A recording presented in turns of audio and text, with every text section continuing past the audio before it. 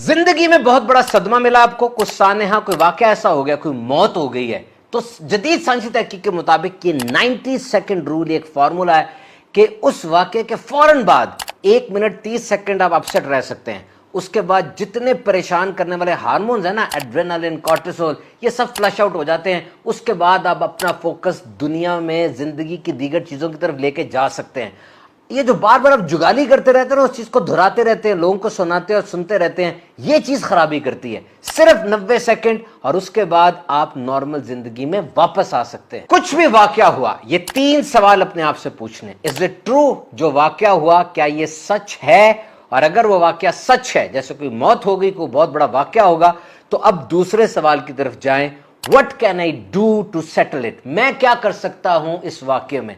अगर आप कुछ कर सकते हैं तो कर लें, और अगर आप कुछ नहीं कर सकते, जैसे कोई मर गया, कुछ नहीं कर सकते, तो अब थर्ड क्वेश्चन की तरफ जाएं। How can I live in the presence of this incident? कि अब मैंने अपनी जिंदगी को इस वाक्य के बावजूद कैसे खुश गुजारना है। This is your new normal. अब ये जिंदगी गुजारनी है, उस वाक्य में रहकर जिया नहीं जा सकता।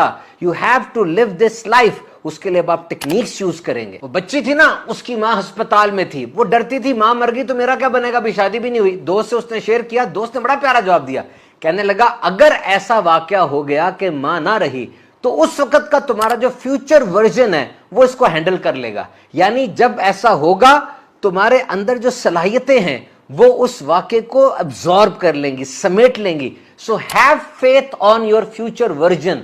अपनी सलाहियतों पर इत्मीनान रखें, कुछ होगा तो आदतें भी बदल लूंगा, जिंदगी भी बदल लूंगा। साइंस के मुताबिक नई आदतें 18 दिन से 254 दिन तक बनती हैं। ये डिपेंड करता है आपकी शख्सियत की मजबूती पर, कैसा माहौल है, कितनी दफा उस बात को रिपीट करते हैं। लेकिन नई आदतें 18 दिन से 254 दिन के अंदर अंदर बन जाती हैं। दिमाग रीवायर हो जाता है, जिंदगी नई शाहराह पे चल पड़ती है, नई चीजें जिंदगी में आ जाती है। और ये फॉर्मूला भी बड़ा जबरदस्त है किसी बड़े सदमे को सहने का। Number 1, name that event. उस बात को कोई नाम दें। मुझे गुस्सा क्यों चढ़ा हुआ है, कोई फौत हो गया तो क्या फौत हो, बकायदा अपने मुंह से निकालें कि मेरा फलां रिश्तेदार फौत हो गया, मैं इस वजह से गुस्से में हूं।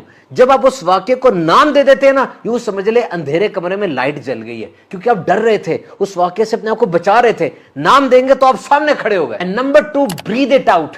अंदर सांस लेके जाएं और ये आपके दिमाग को काम करेगा, और फिर बाहर सांस निकालें, ये आपकी बॉडी को रिलैक्स करेगा, और सांस पे तवज्जो देनी है। जब ऐसा हो जाएगा तो समझ लें आप रीसेट हो रहे हैं। Number 3, let it go. वो आपकी पूरी जात के अंदर एक मसला ही था ना, आपने उसको मैनेज कर लिया, नाम दे दिया, सांस ले लिया, अब वो उड़ जाएगा, आपके सामने आपके जिस्म से निकल के चला जाएगा। गौर कर लीजिए आपका दिमाग कहां इस्तेमाल हो रहा है, मसाइल को हल करने में या मसाइल को जमा करने में। दुनिया में जितने लोग नजर आते हैं ना, या तो ये तूफान से गुजर रहे हैं, या तूफान से निकल रहे हैं, या तूफान में जाने की तैयारी कर रहे हैं।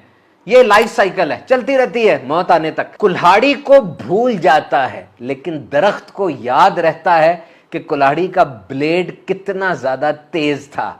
तो याद रखिए, जो लफ्ज आप बोल रहे हैं आपको तो भूल जाएंगे, लेकिन जिस जगह वो एटम बम बन के गिरे ना, तबाही आई, वो सुनने वाले से पूछें। वो कहता मेरा दिल तो छोटा सा, इतने बड़े गम साने हाथ तो कैसे समेटेगा। जवाब मिला, तुम्हारी आंखें तो दिल से भी छोटी है, उसमें तो पूरी दुनिया आ जाती है। हेल्दी माइंड, मजबूत दिमाग कौन सा होता है? जिसको पता होता है कि हर वाक्य का रिएक्शन देना जरूरी नहीं है, खामोशी सबसे बेहतरीन है।